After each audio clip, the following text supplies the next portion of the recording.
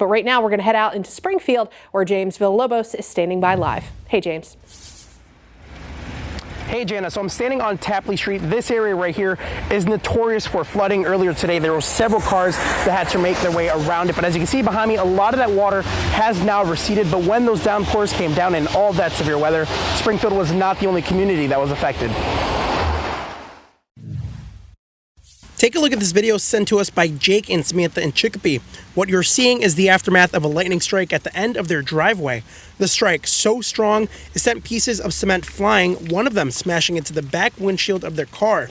Over in East Hampton, police were busy responding to a tree that fell on a wire, causing it to catch fire. A neighbor telling us she saw a transformer blow up. The house shook, and the policeman jumped out of his cruiser, and we ran out, took a look, saw the transformer and the pole on fire. And not too far away in Southampton, Paul Lucier was doing work outside his house on College Highway, but he went inside when the storm began. And all of a sudden, we saw this tremendous gust of wind. It got very dark, and we heard a lot of big crashing. That big crash was the sound of the top of 3 trees falling on their sunroom and smashing through some of their windows. We came to the back of the house to see what the noise was, and we saw the damage. He says he's glad no one was injured because his wife was in the sunroom just moments before the crash. College Highway, not the only street to see damage.